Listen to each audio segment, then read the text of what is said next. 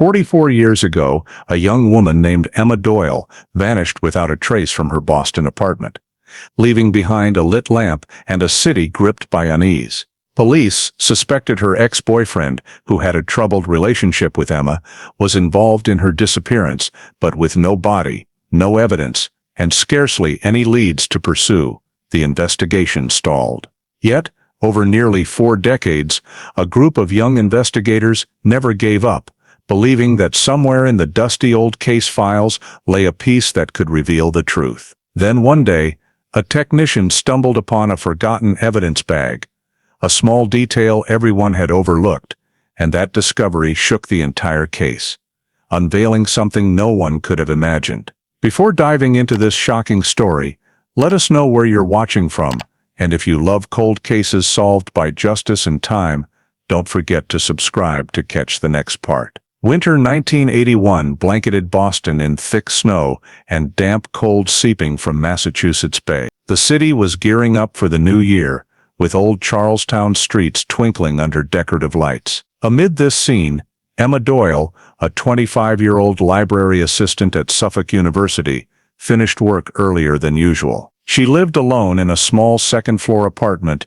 in an old brick building, a few blocks from downtown. That evening, Emma attended a small New Year's Eve gathering with coworkers, the mood lively, music drifting through frosted windows. Around midnight, she said she was tired and excused herself to head home. Friends teased that the new year hadn't even arrived, but Emma just smiled, bundled into her heavy coat, and stepped out. Those friends were the last to see her safe and well. The path to her apartment was quiet, with only yellow streetlights casting glows on the snow, her silhouette stretching long before fading at a bend near a bridge. Cold wind swept along Bunker Hill Street, where Emma's apartment sat nestled among old houses, its windows glowing faintly. A neighbor later recalled hearing a door close softly, then footsteps on the stairs, followed by a lingering silence. The night passed peacefully, with no one noticing anything amiss. The next morning,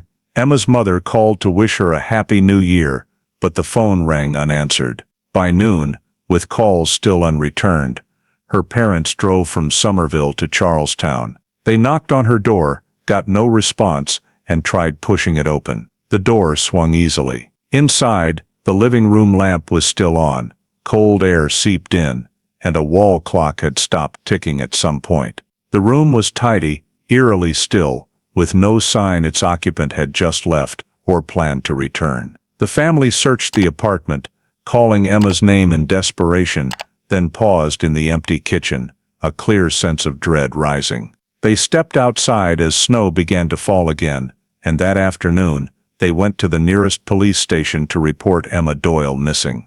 The Charlestown police station, just a few blocks away, had wet red bricks and an entrance coated in thin ice. In the quiet of the holiday shift, the mood was lax until Emma's trembling mother placed a photo of her daughter on the counter. Lieutenant Harold Keating was the first to take the report. He had handled many missing persons cases, but this one stood out immediately. The timing, location, and circumstances were too unusual. Keating, along with Field Officer Sarah Klein, went straight to Emma's apartment to investigate. By the time they arrived, dusk was settling, the sky leaden gray, and snow falling thicker. The house was silent, the living room lamp still on, curtains half drawn. They stepped inside, finding everything orderly, with no signs of ransacking or struggle. Keating checked the lock, no forced entry, windows sealed shut. The wooden floor was dry, showing no fresh footprints beyond smudges left by the family's morning search. He jotted in his notebook, no signs of break-in, no items taken, occupant missing. Sarah Klein began photographing every angle, numbering a layout and noting item positions. On the desk, a few open books, a list of library publications, and a fountain pen still in its inkwell. A desk calendar had a small note for January 1st morning shift, annual book inventory. Nearby, the wall clock had stopped, its hands frozen near midnight. Keating asked Emma's parents about her habits. Her mother said Emma called every morning, rarely went out at night. She had no bad friends, no debts, and never left home without telling anyone. Her father added that Emma feared driving far and usually walked home if finishing late. All details suggested this wasn't a voluntary departure. The police documented everything, opening a case file. Initial case ID, Case 81, 243, disappearance of Emma Doyle. As the forensic team left, Keating and Sarah stepped outside, scanning the neighborhood. Bunker Hill Street was still, frozen, with windows casting pale light through fog and cold. They knocked on nearby doors to inquire. A woman upstairs said Emma's apartment light stayed on all night but heard no odd noises. A man downstairs recalled a door closing near midnight, then silence. No one saw her leave.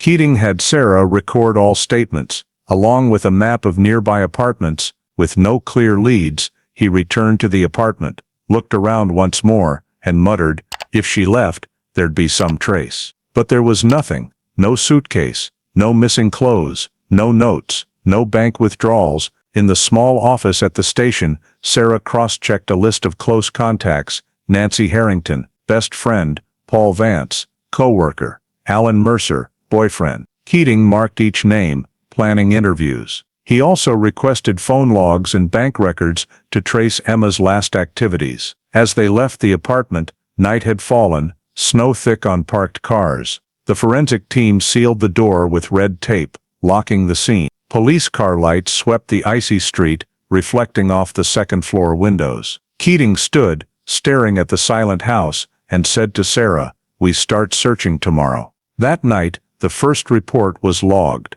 confirming Emma Doyle as Boston's first official missing person of 1982. The next morning, Lieutenant Harold Keating called an urgent meeting at the Charlestown station. Emma Doyle's missing person case was prioritized. He assigned a team of 5 officers, 2 field investigators, and 2 K-9 unit dogs. A map was spread on the table, red pins marking areas around the victim's apartment. The initial goal was to search within a 3-mile radius, focusing on small roads, parks, and the Charles River waterfront. The search team began at noon. As they set out, snow was nearly ankle-deep, wind stinging their faces, but no one stopped. Officers split into 2 groups. One canvassed streets around Emma's home, the other headed toward Franklin Park, with its trails and abandoned sheds. Keating monitored via radio, while Sarah Klein logged results by area. They went door to door, asking if anyone saw a young woman out on New Year's Eve. Most said no, recalling only the snow falling all night, streets nearly empty. By afternoon, the K-9 unit started. Emma's mother brought a glove and sweater for scent. The dog sniffed, circled the alley behind the house, led to a small trash pile, looped back repeatedly, then stopped at a wooden fence, scent trail lost. Keating marked the spot, had the snow lightly dug, but found nothing notable beyond a candy wrapper and cigarette butts. He ordered the search widened. On day 2, the second team reported finding an object in the snow along a trail near Franklin Park, over 2 miles from Emma's home. It was a brown hand-knitted scarf. Emma's parents confirmed it was hers, often worn in winter. Keating sealed it on site, labeled it Evidence 81, 243, E1, and sent it to the Massachusetts State Lab. The area around the scarf was cordoned off, photographed, and snow samples taken for analysis. No signs of a struggle or slip, just broken twigs and a small dent in the snow, possibly from an animal or heavy object. Keating ordered the site preserved and called for more patrols to search the nearby riverbank. While police worked the field, Sarah compiled data at the station, mapping search routes and timelines. The initial report showed nearly 10 square kilometers covered. A truck arrived with tents, floodlights, and mobile comms for the K-9 team. Snow kept falling, but everyone knew time was against them. Missing persons cases past 3 days rarely ended well. On day 3, reporters appeared in the neighborhood. Boston Globe and Herald journalists sought interviews with the police chief, asking about progress. The department only confirmed a large-scale search was underway and declined further comment. But the scarf's image spread, becoming a case symbol. Headlines blared, 25-year-old woman vanishes on New Year's Eve in Charlestown. News swept Boston, sparking local concern. Some residents joined volunteer search groups with shovels and flashlights. Keating allowed coordination but required all finds be reported immediately. No unauthorized cleanup. Over the next 3 days, hundreds scoured riverbanks, subway stairs, and port warehouses. Temperatures dropped, snow buried everything, but they pressed on. Each night, Keating returned to the station to review reports, marking cleared areas. The initial evidence list included the scarf, a dark fabric scrap near the alley trash, and sealed snow samples for biological testing. All were sent to the lab with requests for blood and textile analysis. On day 4, the lab's preliminary report arrived. Blood on the scarf was O+, matching Emma's medical records. This confirmed the scarf was hers and possibly the only clue to her path before vanishing. Keating held a team meeting that day, directing a 2-mile expansion around Franklin Park and contacting the Special Crimes Unit to verify calls, letters, or tips from December 31st. The search officially scaled up, but for Keating, the priority was not losing the trail. He added to his log, "No signs of life, direction of movement, unclear." The scarf, its frayed edge suggesting a hard tug, sat in an evidence bag, central to the case file named Emma Doyle. On the 5th day since Emma Doyle was reported missing, Lieutenant Harold Keating ordered a reseal of the Bunker Hill Street apartment for a detailed forensic sweep. This time, Boston's criminalistics team took charge, 4 forensic specialists, a scene photographer, and a recorder. They brought fluorescent powder, light meters, new evidence bags, and field test kits. The apartment was opened on a gray morning, cold light filtering through frosted windows. Keating stood outside, eyeing the caution tape across the hall, then signaled the team to begin. First, they photographed every angle before touching anything. Camera clicks sounded steadily, flash reflecting off walls and polished wood. The kitchen, living room, and hall were numbered. Forensics collected samples from suspicious spots on the rug. A dark fiber differing from Emma's coat was picked up with tweezers and placed in a glass vial. On the floor, 2 faint shoe prints, likely men's size, crossed, not matching Emma's shoes, as confirmed by family. The prints were blurred by snow, only clear enough to trace movement from door to living room. Keating noted it, requesting plaster cast to preserve the shape. In the kitchen, Sarah Klein spotted a liquid stain on the tile near the table leg. Under UV light, it glowed faintly, possibly a drink or biological trace. A swab was sealed and labeled. Near the sink, a window handle had a faint fingerprint, too smudged to identify but photographed and dusted with black powder. All evidence was coded to case 81-243, stored in signed boxes. After basic collection, the team mapped the apartment layout. The living room led to the kitchen, with a short hall to the bedroom on the right. The bed had neatly folded blankets, pillows aligned, no sign of recent use. The closet was closed, clothes intact, nothing missing. In the bathroom, towels were dry, the sink free of residue, suggesting no use since the night of the disappearance. Overall, the apartment showed no disruption. Life seemed to halt abruptly. Keating stood in the living room, reviewing photos, struck by the chilling order. He ordered the rug lifted. Underneath, technicians found tiny paint flecks on the wood floor. Under a magnifying glass, they were gray-green, unlike the apartment's wall paint. Samples were sealed for composition analysis. A technician noted a faint scratch on the main door, possibly from metal scraping, not deep enough for forced entry. This suggested the door was opened with a key, not violence. Keating noted a preliminary finding: scene shows no break-in, no struggle. Layout intact. He compared it to initial inspection photos. No significant changes, just a thin dust layer on table and floor. While technicians worked, Sarah checked the bookshelf and desk, reviewing personal papers. In a drawer, she found a publisher's business card and friends' letters, but no travel plans. The personal calendar stopped at December 31st, with no later notes. Forensics tentatively concluded, no fight in the home, no theft. The disappearance couldn't be treated as a typical break-in. When the sweep ended, Keating had the door resealed with new tape and evidence sent to central storage. In his report to superiors, he wrote briefly, Emma Doyle's apartment shows no attack. Scene suggests controlled exit or entry by an acquaintance. Focus on personal relationships. Outside, fine snow fell, covering steps and the quiet street. Beneath it, apartment 27 remained frozen in time, awaiting the smallest clues to be decoded.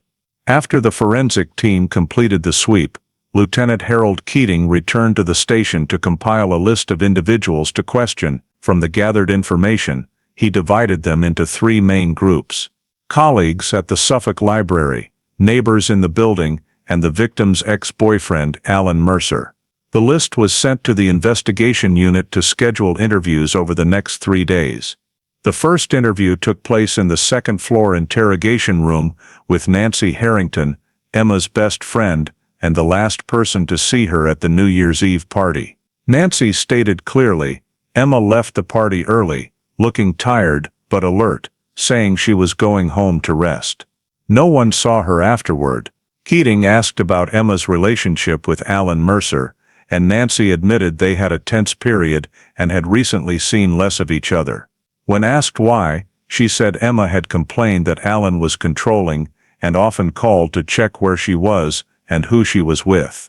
Keating noted, relationship conflict needs further verification. Next, he and investigator Sarah Klein visited the Suffolk Library to meet Paul Vance, Emma's co-worker. Paul said that on December 31st, Emma left work on time, showing no unusual behavior. She mentioned attending a small party with friends, then going home. When asked about her personality, Paul described her as reserved, quiet, and occasionally mentioning needing peace after the breakup. His statement aligned with Nancy's about Emma recently ending a relationship.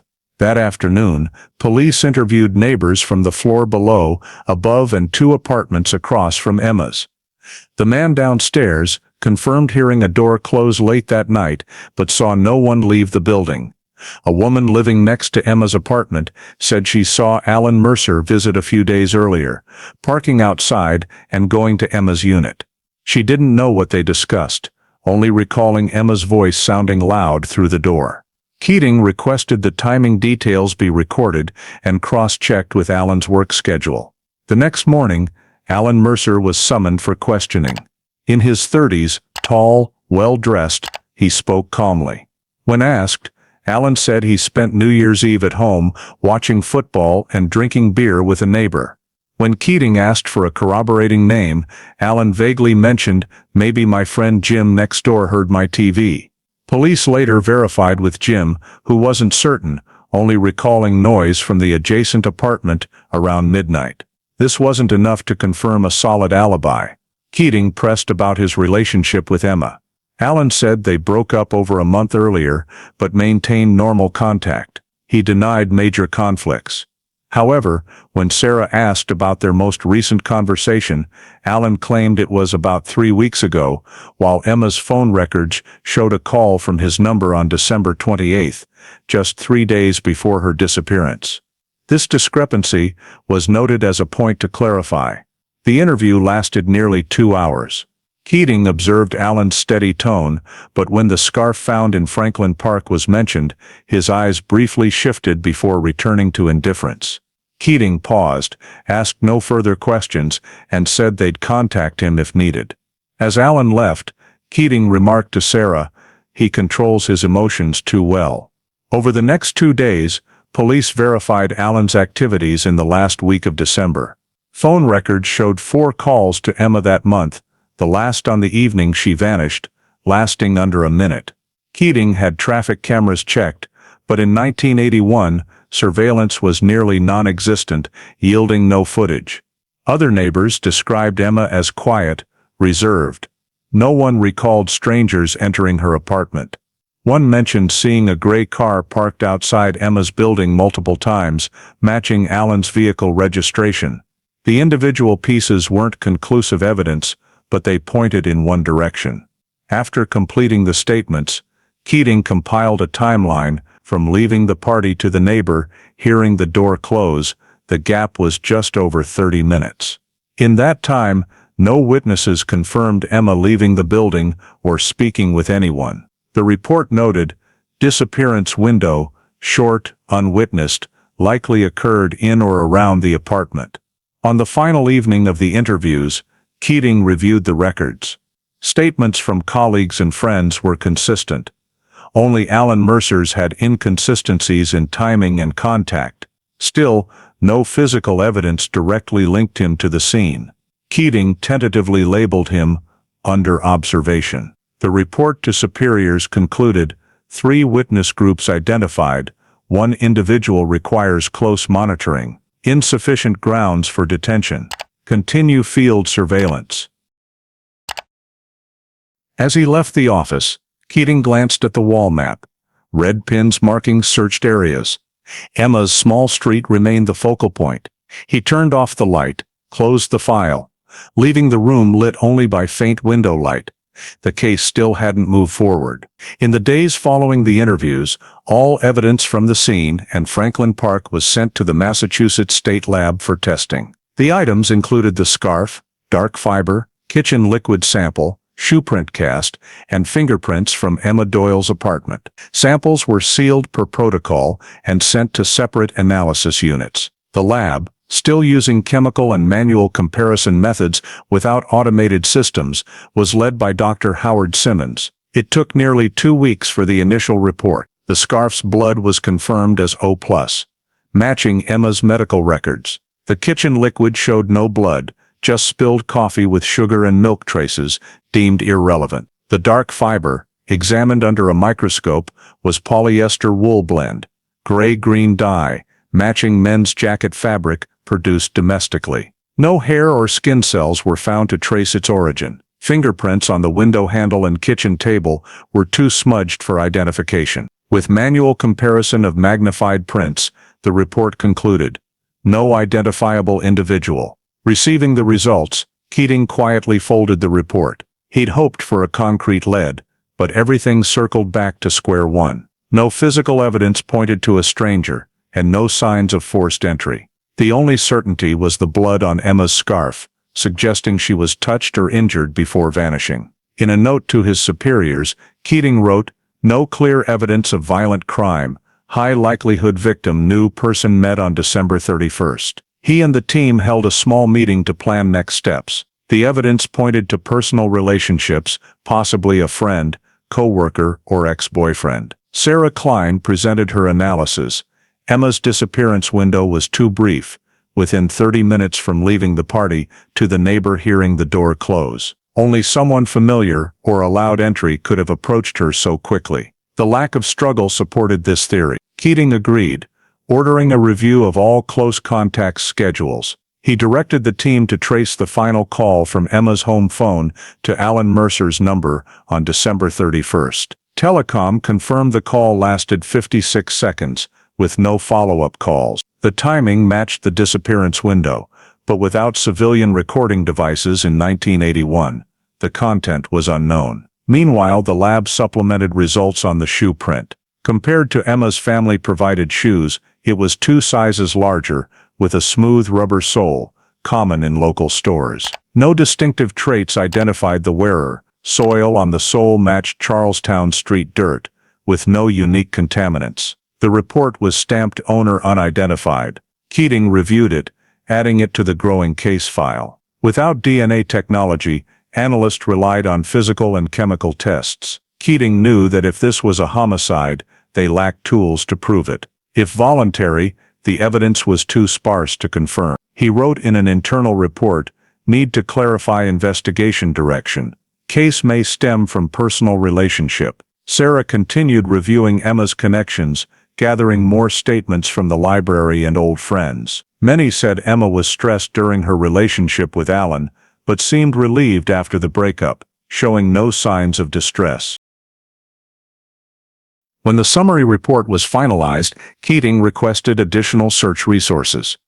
The police chief approved expanding the scope to Cambridge and south of the Charles River. Patrols were assigned to check parking lots, old warehouses, abandoned rail lines, anywhere a person or vehicle could be hidden. Missing person, Emma Doyle posters were reprinted, posted at bus stops and train stations. Boston radio broadcast, morning appeals for public tips. While awaiting search team updates, Keating sat in his office, spreading scene photos across the desk. He reviewed evidence positions, gray-green fiber, liquid stain, faint shoe print, all could be coincidental, or the missing piece. He circled the area between the door and kitchen where the fiber was found. Someone stood here, he told Sarah.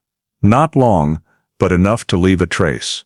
Sarah nodded, noting it in the report. They couldn't trace the fiber's origin but agreed to store it for future analysis with new techniques. As the meeting ended, the clock ticked into evening.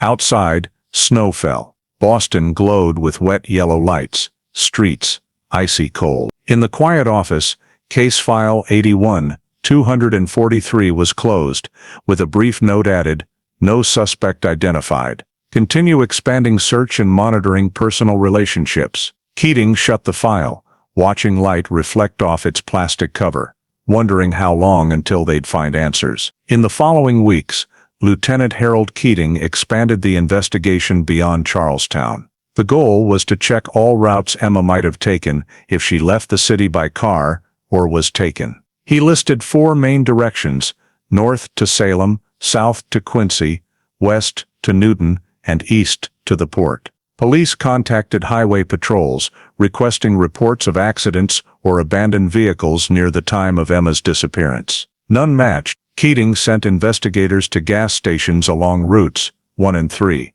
asking night shift workers if they recalled seeing a young woman alone or with a man. A few thought they might have, but none could confirm. That night's weather was too poor, snow obscuring visibility, leaving no certainties. South Station and smaller Boston terminals were checked, but Emma's name wasn't on passenger lists. Logan Airport records showed no Doyle departing on January 1st. As the search scope widened, Keating requested the Criminal Records Unit to cross-reference unsolved missing persons or homicide cases from the past 3 years. He wanted to know if there was a pattern: young women vanishing at night, no signs of struggle, no witnesses. The list included 8 cases from 1978 to 1981, but none matched the specifics. Some were robberies, others had suspects already arrested.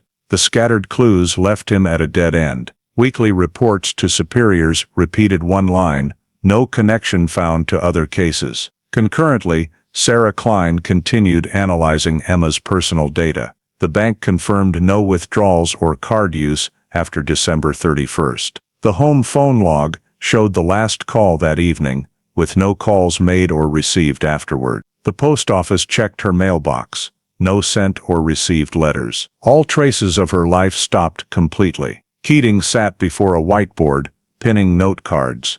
Bank, empty. Phone, empty. Mail, empty. Each card closed off another void. Hoping for something different, he ordered a recheck of hospital records. No women were admitted with injuries in the area.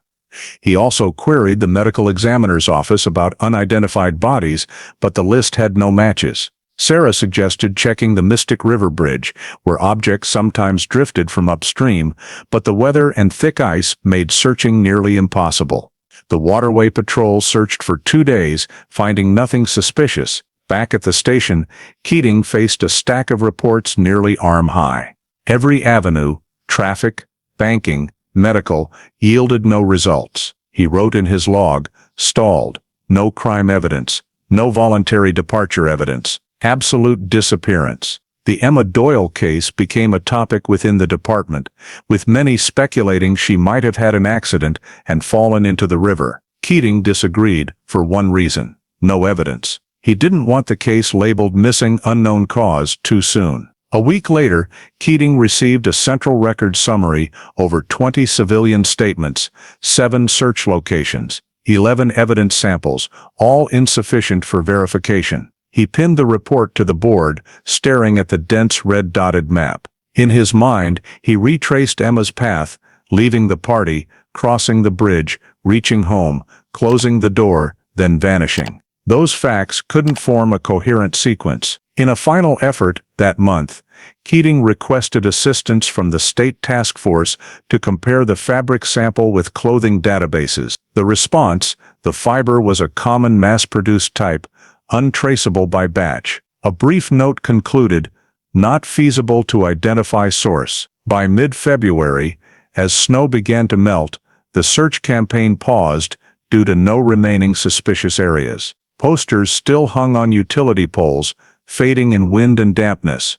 The press had moved on to other stories, leaving only family and a few friends calling the station weekly for updates. The answer was always the same: no new information. Keating kept the investigation team active, but scaled back. He assigned Sarah to quietly monitor Alan Mercer, tracking his movements. The man continued normal routines, working at a mechanic shop, showing no unusual behavior. All observations led to nothing. The February 1982 report concluded, Emma Doyle's disappearance shows no serial crime connection, no financial or communication activity post-disappearance. All leads end in Charlestown. No significant progress. The file grew thicker, but investigative paths thinned. Harold Keating sat in his office, rereading records, wondering if they were searching for someone alive or traces erased by winter snow. As March passed without new leads, Lieutenant Harold Keating had to return to square one. He decided to re-interview all involved parties, especially Alan Mercer, hoping to catch overlooked details from initial sessions. The second interview was scheduled in the second-floor investigation room at Boston PD. Alan arrived on time, still calm, wearing a gray overcoat, hair neatly combed. Keating began with repeated questions. Where was he on New Year's Eve? Did he contact Emma? When did he last see her? The answers mirrored before: at home, watching TV, drinking beer, not going out. When Keating mentioned the phone record showing a call from his number to Emma's that night, Alan said briefly, I called to wish her a happy new year. No one answered. His tone was even, eyes steady. Sarah Klein, taking notes, observed Alan sitting upright, hands clasped on the table, showing no tension. She noted in the margin, controlled demeanor, emotionless. Keating shifted, asking about the days before the disappearance. Alan said they parted, peacefully, no arguments, no contact after. But when asked about a neighbor seeing him near Emma's apartment days earlier, Alan denied it, suggesting a mistake. With no video evidence, Keating could only note it and end the session. The next day, police re-interviewed Nancy Harrington and Paul Vance. Both maintained their original statements.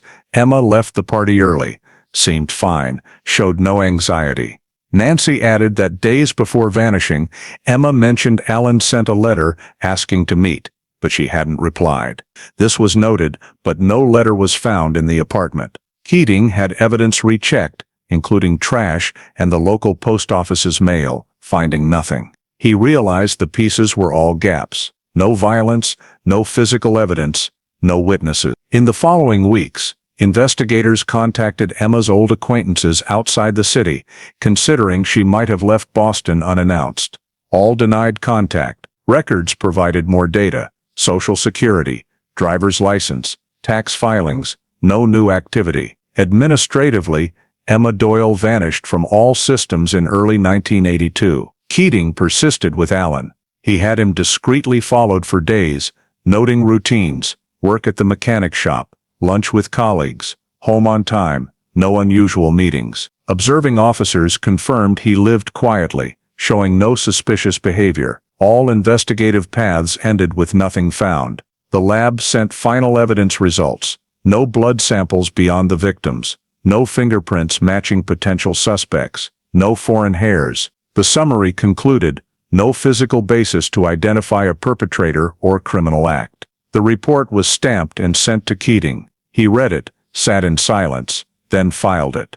The case was slipping away. In early April, the police department held an internal review meeting. Keating presented the entire process: dozens of statements, over 11 evidence items, 38 searched locations, all led to dead ends. Superiors concluded briefly, no basis for criminal determination. Case temporarily moved to open investigation status. This meant Keating's team lost priority resources. He objected, arguing to continue monitoring the main suspect. But with other cases pending, his request was denied. Work scaled down. Sarah was reassigned to a bank robbery case, leaving Keating and a young officer to update the file. In the final days of the active investigation, he returned to apartment 27 once more. The seals were intact, walls and wood floors now musty. He stood in the room, eyeing the stopped wall clock, mentally retracing missing report, search,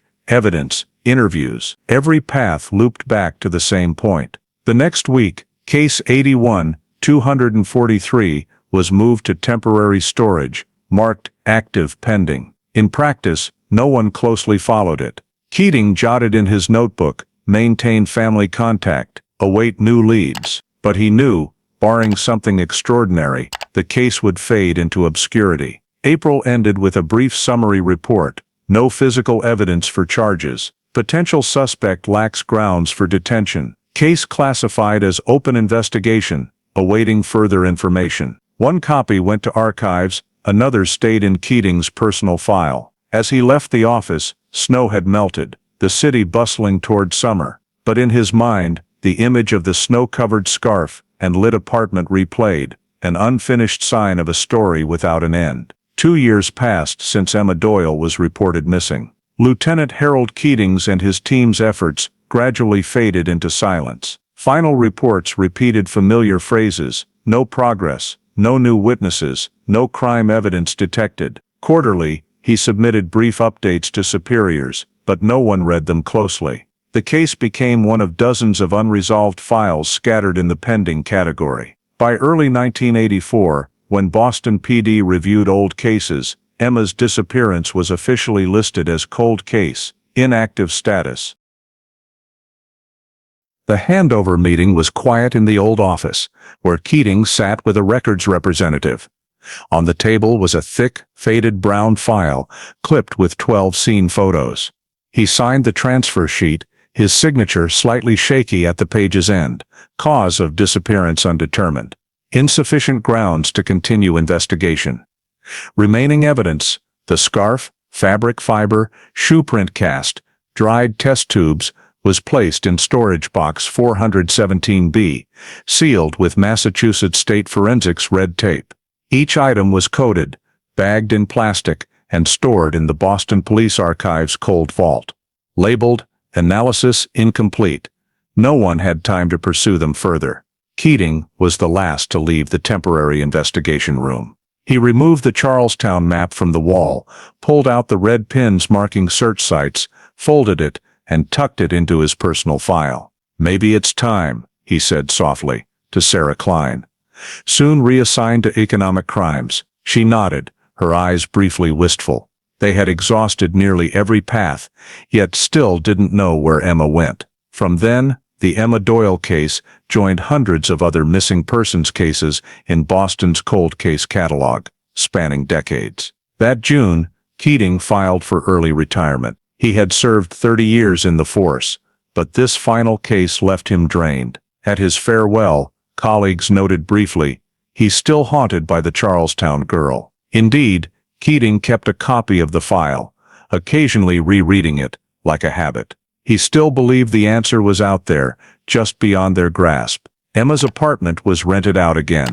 The new tenant knew it was once the site of a disappearance, but time had blurred the memory. The E. Doyle nameplate was removed, replaced with another. Most old neighbors moved away, leaving only a few elderly who vaguely recalled the young woman who vanished on New Year's Eve. At Suffolk Library, Emma's desk was occupied by someone new. Former colleagues sometimes retold her story as an old city mystery, then forgot it as work swept them along. In the Boston Police Archive, evidence box 417B sat on the third shelf, row 12, among hundreds of similar coded boxes. Each year, inventory staff passed by, checking seals and updating inspection dates. No one opened it. Inside, the brown scarf remained in its old nylon bag. The paper label's text faded. The shoe print cast had slight cracks at the edges. The vial with the fabric fiber turned cloudy. All lay silent, like the case they belonged to. By the mid-1980s, Boston's Criminal Investigation Unit saw many changes, with constant personnel turnover. Emma Doyle's file was only referenced in the cases archived before 1985 list. As new investigators joined, no one recalled the name of the woman central to that year's first disappearance. To them, Case 81-243 was just a line in a database. During storage cleanups, archivists reviewed lists to discard cases and save space. But Emma Doyle's file was spared, thanks to a memo Keating sent before retiring. Evidence has potential value, do not destroy. That brief note ensured all evidence remained intact for years to come. Time marched on. Old newspapers about the disappearance were clipped from archives to make room for new stories. In storage, Box 417B sat untouched, dust piling thick. Emma Doyle's story quietly sank into Boston's past, a case with no perpetrator, no victim, only a name and an unforgettable New Year's Eve. 35 years later, Emma Doyle's disappearance had faded from nearly everyone's memory. In the Boston Police Archive, Box 417B remained in its original spot, the label on its lid, faded, handwritten text nearly illegible. Each year, staff checked the seal, noted the date, and returned it. No one recalled its contents. In fall 2019, Boston PD launched a statewide project called Legacy Data Recovery, digitizing all cold case files pre-1990. Thousands of old cases were sorted, scanned, and entered into an electronic database, funded by the State Justice Archive to revive forgotten evidence from the pre-DNA era. Claire Hollins, a 28-year-old technician trained in forensic biology, was assigned to the Charlestown Archive. Her task was to review and assess old evidence. Case 81-243 was unremarkable in her list. Female, missing, 1981, status inactive. Claire opened the corresponding box, finding a thick, dusty brown file and a sealed evidence box with a 1984 red tape. The tape was worn but intact, bearing H. Keating's faded signature. She carefully placed the box on a table, turned on a light, checked the seal, and noted, "No tears, no storage violation." New regulations allowed opening seals for digitization and modern analysis with forensic oversight. That morning, Claire and an evidence room staffer opened the box. Inside were 4 old nylon bags, each labeled with a number. One held the brown scarf, now grayish. A vial contained the gray-green fiber. A small bag marked sample, liquid residue, kitchen area, and a piece of wax paper holding blood-stained fabric, labeled in ink, seat fabric, vehicle. Claire noticed the handwriting differed from other labels, suggesting it was added after the initial sweep. Flipping to the back, she saw a 1982 forensic note. No biological testing conducted due to technical limitations. Claire carefully opened the bag in a sterile room. The fabric, palm-sized, had a dark, dried stain. Under a handheld microscope, she saw it was polyester coated with industrial paint, distinct from other evidence materials. The blood, now dark brown, was still viable for sampling. She noted, potential DNA, needs confirmation. With her forensic background, Claire knew this was rare. In 1981, DNA tech didn't exist, so this blood might never have been tested. After completing protocols, she emailed her supervisor, proposing the sample be sent to the Massachusetts State Forensics Lab for STR-DNA analysis, a modern method to extract DNA from decades-old blood. On September 12, 2019, the request was approved. Claire resealed the fabric, added a new electronic tracking code, and with a forensic representative, transported it to the Worcester Testing Center. There, the specialist logged it. Exhibit C, seat fabric, case 81-243, presumed blood trace. The sample was placed in cold storage, awaiting prioritized processing. While awaiting results, Claire continued digitizing other files, but remained intrigued by the 1981 disappearance. She revisited the paper file, reading Keating's yellowed notes from nearly 40 years ago. The neat, even lines read, "No struggle, no break-in. Evidence E1, scarf, O plus blood." At the bottom, in italics, "No suspect identified." Claire paused at the scene description mentioning gray-green fiber and blood-stained material found near victim's car seat. The evidence list omitted this sample, suggesting it was collected later, but not analyzed then. She wondered why it was overlooked, perhaps due to technical limits or deemed unimportant. In the following days, while working on other files, Claire often thought of Emma Doyle. She searched old newspapers, finding a 1982 article, "Young Woman Vanishes on New Year's Eve, No Clues." A blurry black-and-white photo showed Emma smiling faintly outside the library. Below was Keating's quote, "We still believe she'll be found." The article ended without further details. In late October, the forensic lab confirmed receipt and began testing. They sent a brief email, "Sample viable for analysis."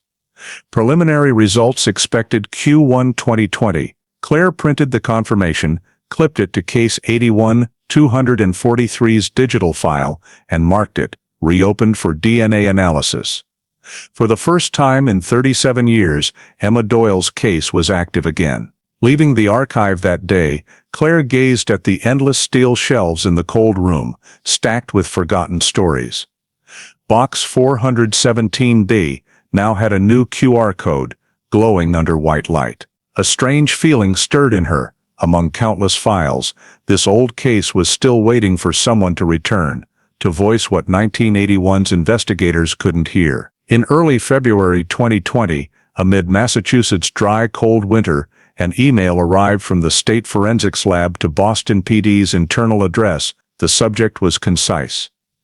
DNA Analysis Report, Case 81-243. The attached 12-page report was enough to revive a file forgotten for 4 decades. It stated, "Female DNA extracted from the fabric matches the hair sample in Emma Doyle's file.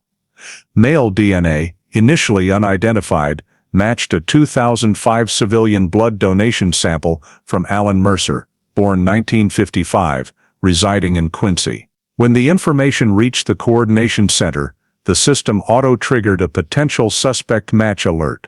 Minutes later, case 81-243 was marked reopened pending review. The head of criminal investigations, Lieutenant Colonel R. Montgomery, called an urgent meeting. In a room lit all night, new generation investigators heard a briefing from digitization project technician Claire Hollins. She outlined the evidence discovery, sample submission, and DNA results. After years with data, Claire stood for the first time in the Major Crimes Division room, her voice trembling slightly when saying Emma Doyle's name. After her presentation, Montgomery scanned the room and said briefly, "We have a DNA match between the victim and a living individual. This can't stay in storage another day."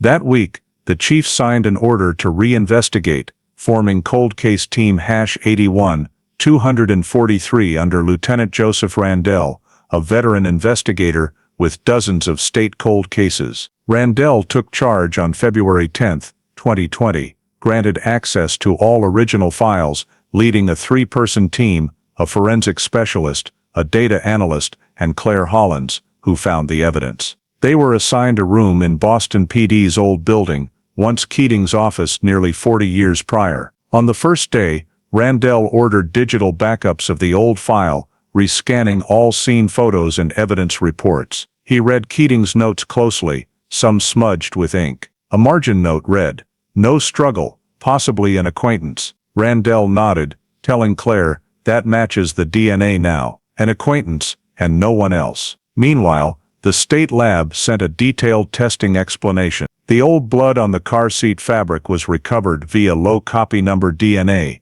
extracting residual genetic material after nearly 4 decades. After filtering noise, they isolated 2 DNA strands, one female, one male. The female matched a 1981 hair sample from Emma's medical file perfectly. The male was run through the state demographic database, containing DNA from blood donations, inmates, and civilian records, and matched Alan Mercer's biometric profile, now 65, living in Quincy, about 15 miles from Boston.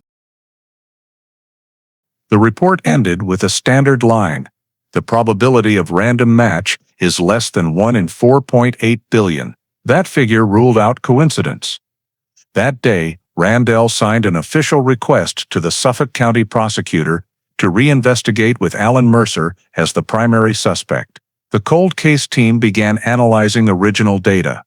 The data analyst recovered digitized copies of old interview transcripts. Alan's conflicting statements about the December 31st call, his time at home and his presence near Emma's apartment. They charted comparisons between old statements and new evidence. Claire provided digitally enhanced evidence photos, gray-green fiber, shoe print cast and scarf. In modern text light, these once meaningless details gained value. Randell tasked the forensic specialist with re-examining the gray-green fiber using fluorescent spectroscopy. Results showed it contained epoxy paint particles used in cement production, matching materials Alan used in his mechanic work. The pieces began to align, suggesting Emma may have been attacked or pulled into Alan's car on New Year's Eve.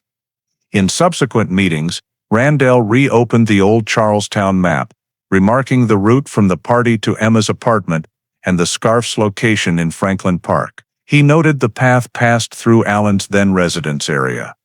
This suggested the suspect knew the area and low-traffic routes. The cold case team's first summary report, completed February 26, 2020, concluded, female DNA from evidence confirmed as Emma Doyle's. Male DNA matched Alan Mercer's biometric profile. Evidence and old statements support the hypothesis that the victim knew the suspect. Recommend reopening the case, collecting a direct confirmation sample from Alan Mercer, and searching his current residence. The district prosecutor approved the proposal. A week later, Emma Doyle's case was officially removed from storage and marked active investigation. While preparing for the next phase, Randell met Claire privately in Keating's old records room. He pointed to the final 1983 report line, "No body, no suspect," then said quietly, 39 years later, we have both. Claire smiled, her eyes mixing emotion and weight. The story she meant to merely digitize had become a real investigation, where each old piece of evidence could reshape an entire case's history. That night, as she left the station, snow fell again on the roofs of Boston's old buildings. Lights cast a glow on the murky sky, and on the top floor, in the brightly lit cold case team room, File 81, 243 was reopened after nearly 40 years of silence. The first time since Lieutenant Keating closed it in 1984. After receiving the official reinvestigation order, Cold Case Team #81, 243 began their most critical step, revisiting the original scene in Charlestown, where Emma Doyle once lived. Nearly 40 years later, the red brick building at 27 Bunker Hill Street had changed hands multiple times. Emma's apartment, now on the renovated ground floor, had a basement below used for storage. The current owner, an elderly woman named Marjorie Flynn, agreed to allow police access per legal request. On the morning of March 14, 2020, Lieutenant Joseph Randell and the forensic team arrived, bringing ground-penetrating radar GPR, a modern tool for detecting subsurface anomalies. The air in the old apartment was thick with musty dampness. The wall bricks had faded, but the layout matched the 1982 scene photos. As the forensic team set up, Claire Holland spread out Keating's old map, marking where evidence was collected. She pointed to the kitchen corner where the liquid stain was found and the hallway to the basement. Randell nodded, signaling the GPR scan to begin.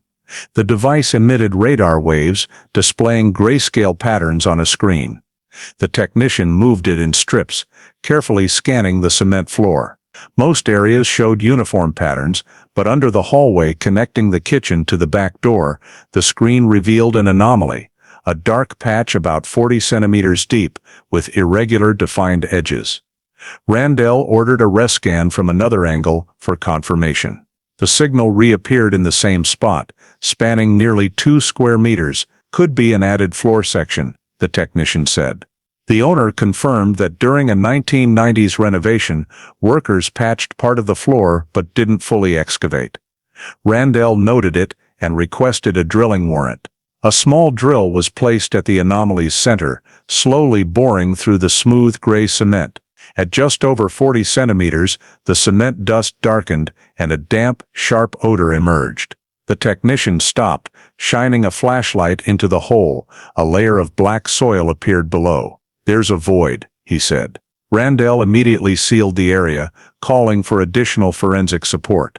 They drilled 3 more points around the suspected zone, all revealing similar soft soil. By afternoon, drilling shifted to manual digging to preserve evidence. The cement was cut into neat squares, lifted by hand. As the underlying soil was cleared, a pale object gleamed under the light, a curved bone, hand-sized. The room fell silent. The technician gently brushed away dirt, revealing a longer bone, mixed with tattered gray fabric and a small metal object. Randell stood by, ordering a halt and documentation. The area was fully sealed, with only forensics allowed to proceed. Bones were carefully collected, placed in stainless steel trays, and numbered. Among them was a worn silver ring, engraved inside with a faint ED, matching the victim's initials. Claire, behind protective goggles, said nothing. The technician continued, recovering a small skull fragment,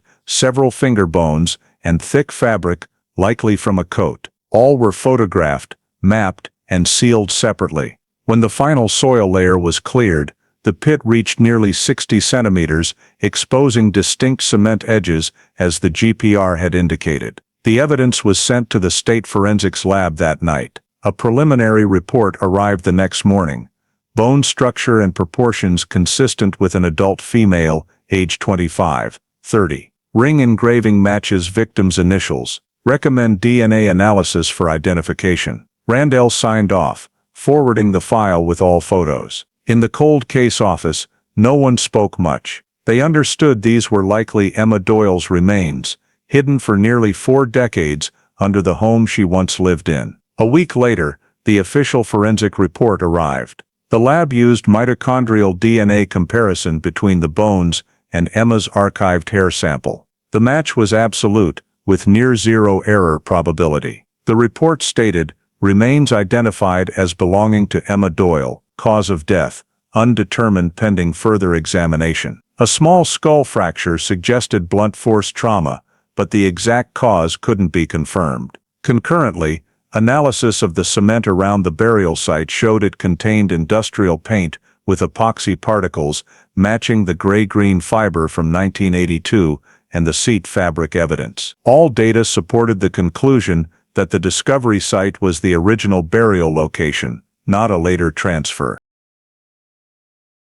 Randell wrote in his report, "Scene fully aligns with the apartment structure at the time of disappearance. The repatched floor was intentional, concealing a man-made soil cavity. No natural disaster or accident signs." He reread the final line, signed it, and sat quietly before a photo of the silver ring. In the investigation room silence, only the hum of a fan and a pen tapping the table were heard.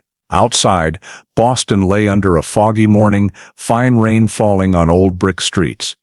Much like the winter days of 1981, when Emma Doyle was last seen passing through that door. The scene survey concluded, human remains recovered from beneath the basement floor of 27 Bunker Hill Street. Conclusively identified as Emma Doyle. After nearly 40 years, the apartment where a lamp once burned all New Year's Eve had yielded the answer to Charlestown's longest disappearance case. When the forensic report confirmed the remains under the Charlestown apartment's basement were Emma Doyle's, Lieutenant Joseph Randell immediately called an urgent meeting at Boston PD. The room stayed lit late. Investigators gathered around a table with the DNA results stamped confirmed in red. Randell summarized, the victim's identity was verified. The scene matched her former residence, and the covering cement shared material composition with industrial paint linked to Alan Mercer's profession. All data formed a logical chain pointing to one suspect. On March 22, 2020, he signed a request for a search and arrest warrant from Suffolk County Court. The district prosecutor approved it within 24 hours. Early on March 23, the cold case team and a tactical unit arrived at Alan Mercer's home in suburban Quincy. The two-story house sat quietly at the end of Whitcomb Road, with an old Massachusetts plated pickup in the driveway. When police appeared, Alan stood in the garage, wearing paint-dusted overalls. He showed no surprise at the patrol cars. Randell approached, presented the search warrant, and read his arrest rights. Alan didn't resist, asking only, "Do I need to call my lawyer?" before calmly offering his wrists for cuffs. His voice was hoarse, cold, showing no fear or surprise, as if he'd long awaited this day. Police escorted Alan to a cruiser while technicians began searching the house. They documented every area: office, garage, basement. The small office had a Boston map on the wall, marked with red notations. On a desk lay an old leather notebook, filled with mechanic work notes, but interspersed with distinct pages, handwritten descriptions of places, weather, and fragmented phrases like "last night," "total silence," or "no one saw." The notebook was sealed, labeled Exhibit A1. On a shelf, they found a rare 1981 Boston map, with Charlestown routes boldly underlined. A green circle marked Bunker Hill Street. The map, rolled carefully in a plastic tube, was labeled Exhibit A2. In the basement, forensics found several open bags of industrial cement and paint cans. Some contained a powder mix with epoxy particles, the same material analyzed at the burial site.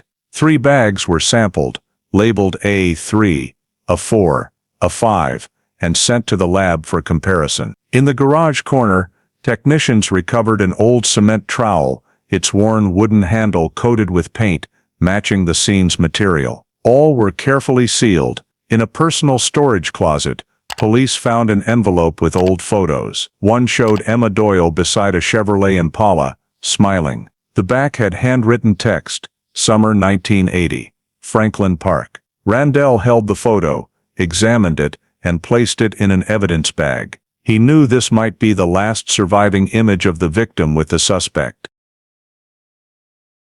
After 3 hours, all exhibits were loaded onto a transport vehicle. The 12-page inventory detailed each item: personal notebook, 1981 map, 3 cement samples, work tools, and photo envelope. Each bag bore the forensic officers and Randell's signatures. As the convoy left Quincy, the sky was gray with light rain, a heavy atmosphere lingering. Alan was taken to Boston PD for preliminary questioning. In the interrogation room, he sat still, eyes fixed on the wall. Randell placed the arrest warrant and evidence log before him. "We found material matching the cement at the site where Emma Doyle's remains were discovered," he said slowly. Alan didn't reply, only curling his lips slightly, as if sneering. Randell watched every reaction, then closed the file. "Everything will be analyzed. If you have anything to say, better say it now." The suspect remained silent. Meanwhile, at the state forensic lab, the cement samples from Alan's home were tested. Initial findings showed a high match in epoxy particles and organic binders, nearly identical to 1980s formulas no longer produced. This was sent to Randell to bolster the evidence file. The next day, the Suffolk County prosecutor signed an order to detain Alan Mercer for investigation. Media caught wind, but the police stayed silent, withholding the victim's identity and discovery details. In an internal report, Randell wrote, "Primary suspect detained, all exhibits from residence sealed and sent to Massachusetts State Forensics Lab for comparative analysis." Awaiting final confirmation, that evening, as he left the station, Boston's sky shimmered with fine rain, reflecting wet streetlights. In the metal box in the evidence room, Alan Mercer's old notebook lay still, beside the folded map and cement samples. These seemingly ordinary items had become the key to unlocking a case buried for nearly 4 decades.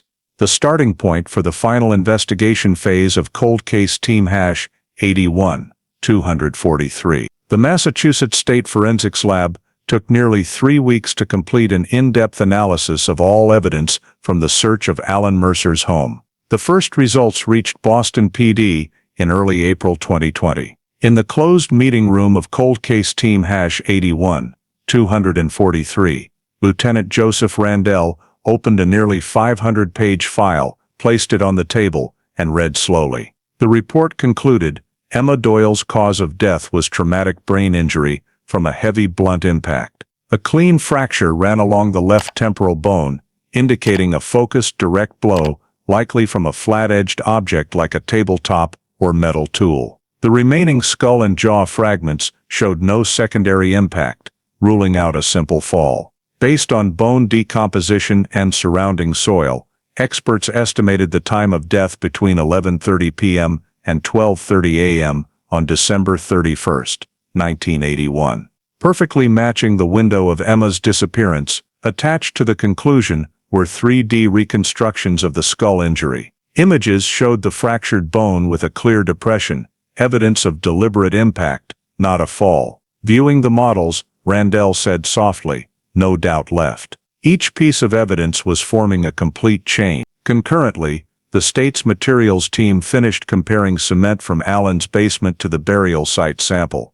The report detailed, both contained synthetic epoxy particles with identical formulas and additive ratios, including bisphenol A, used only in certain 1980s industrial cements. The epoxy particles matched in size, reflectivity, and dispersion index almost perfectly. Infrared spectroscopy showed a 99.7% match between Alan's sample and the burial floor cement.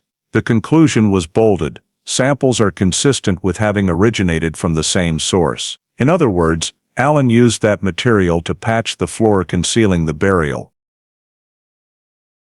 In Boston PD's evidence room, specialists built a 3D model of the scene using GPR scans, excavation photos, and forensic results.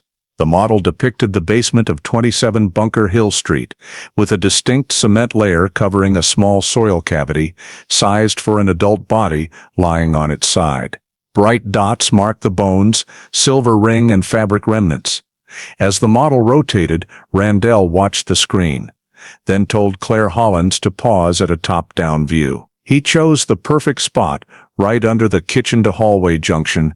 No one walking by would ever suspect anything below. Next, the forensic team reconstructed the events of December 31, 1981. Based on old records and new evidence, they modeled the sequence. Emma left the party, arriving home just before midnight. Alan may have been waiting nearby, evidenced by the 56-second call from his phone to hers. After the call, Alan went to her apartment, possibly let in by Emma as a familiar face. An argument ensued. The impact trace showed a blow from the left, consistent with a right-handed person. After Emma died on the spot, Alan stayed to clean up, tidying items, then moving the body to the basement. Apartment spatial analysis confirmed a small trapdoor to the basement, easily opened by hand. The cement under the floor was hastily mixed, its dryness and color indicating it was poured that night. The materials report noted the surface layer didn't fully crystallize when repatched, suggesting rapid nighttime work. To test this, Randell requested a lighting and sound reaction model for the area in 1981. Results showed nighttime basement work would be nearly inaudible, upstairs or outside, due to thick walls and old brick structure, explaining why neighbors heard no unusual noises the night Emma vanished. When the technical report was finalized, the cold case team submitted a comprehensive scientific evidence summary to the district prosecutor. It included 5 categories: victims' DNA matching evidence, suspects' DNA match, identical cement materials, skull injury, consistent with the disappearance timeline, and the map and notes from Alan's home proving he monitored the area. The prosecutor noted briefly, sufficient material and scientific basis to confirm intentional homicide and body concealment. Internally, Randell held a final presentation. On a large screen, a 3D model, recreated the apartment. Simulated lighting mimicked New Year's Eve 1981. One figure entered, another stood near the kitchen table. A strike, a dry crack, then silence. Next, a man carried a heavy load to the basement, mixed cement, poured the floor, and coated it with gray-green paint. The frame paused on the silver ring marked ED glinting under simulated light. No one spoke. In that moment, the picture from 40 years ago emerged chillingly clear. Randell wrote the final internal report line. Forensic results confirm cause of death as traumatic brain injury. Time of death aligns with disappearance night, December 31st, 1981. Floor material matches samples from suspect's home. Reconstruction data leaves no doubt about disposal location and method. Scientific evidence forms a unified tight chain. As the team left, Claire Holland stayed behind. She watched the 3D model fade on the screen, thinking of Lieutenant Harold Keating's note, "No struggle, possibly an acquaintance." After nearly 40 years, that note had its answer. Downstairs, the cement and fabric samples were sealed for the last time, ready for court evidence storage. Outside, Boston's foggy afternoon carried damp brick and sea breeze through the halls, evoking the chill of that distant New Year's Eve when Emma Doyle left the world unnoticed. By late April 2020, after over 2 months of reinvestigation, Cold Case Team #81-243 began compiling all evidence for the final report. Lieutenant Joseph Randell's office glowed with white light, walls covered in diagrams, scene photos, and notes. Pieces from nearly 4 decades were arranged chronologically, from New Year's Eve, 1981, to the 2020 basement excavation. On the desk, Randell placed 3 large files labeled I Biological Data, Scene Evidence, and the Free Suspect Behavior. Each section was re-verified, every signature and seal checked. The first section, Biological Data, listed DNA results from the victim's blood and bones, fully matching Emma Doyle's stored sample. Male DNA on the same evidence matched Alan Mercer's biometric profile with a 1-in-4.8 billion error probability. The report stated, the match between both DNA strands confirms Alan Mercer's presence at the scene or during body disposal. Additionally, analysis of the 1982 gray-green fiber found human epithelial cells with DNA matching Alan's at 97%, adding evidence of his direct contact with the victim's home. The second section, Scene Evidence, included over 30 items: the scarf, silver ring, fiber, basement cement, shoe print cast, and tools from Alan's home. The lab concluded the cement from the scene and Alan's home shared the same 1980s production formula and material properties. Fluorescence spectroscopy confirmed a near-perfect match. The cement trowel from Alan's garage had epoxy residue identical to the basement floor at 27 Bunker Hill Street. Soil on the trowel's handle contained red dust matching the building's old bricks. These minute details were logged, forming a precise, logical chain. The third section, Suspect Behavior, summarized Alan's statements, timeline, and actions before, during, and after the disappearance. It highlighted inconsistencies. His December 31st call claimed didn't match phone records. A witness saw him near Emma's home, despite his denial.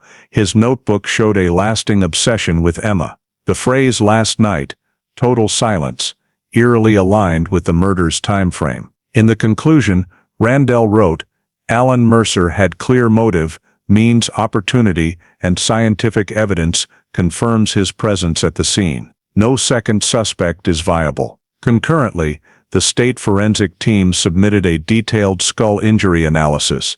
The impact matched a 2-3 kilograms blunt object, directed right to left, consistent with Alan's right-handedness. This was filed under mechanism of death in the official report. Below it was a map simulating Emma's route, the night she vanished, based on party departure and home distance. The path aligned with Alan's 1981 residence area, less than a mile from the crime scene. During the days of finalizing the case file, Randell spent time reviewing the remnants of the past old photos, Lieutenant Harold Keating's notes, and the 1982 newspaper article. He paused at Keating's note, "No signs of struggle, possibly an acquaintance." That simple observation was now backed by a wealth of scientific evidence. He asked Claire Hollins to include a copy of that note in the final appendix, a bridge between two generations of investigators. On April 30th, the cold case team held a final meeting. Each piece of evidence was displayed on the screen: crime scene photos, 3D models, DNA charts, and material samples. Below was a concise summary: Nita Fadim, identified; Emma Doyle. Cause of death: traumatic brain injury from blunt force. Time of death: night of December 31st, 1981. Location: apartment 27, Bunker Hill Street, Charlestown. Sole suspect: Alan Mercer, born 1955, residing in Quincy. Scientific evidence: DNA, material evidence, forensic results. Supporting evidence: personal notebook, 1981 map, indirect witnesses. Randell read the final conclusion slowly. The entire chain of evidence establishes that Emma Doyle died in her apartment on New Year's Eve 1981. Alan Mercer, an intimate acquaintance and former romantic partner, was the only person present and capable of the act. All scientific, physical, and documentary evidence points to the same conclusion. This is no longer a missing persons case.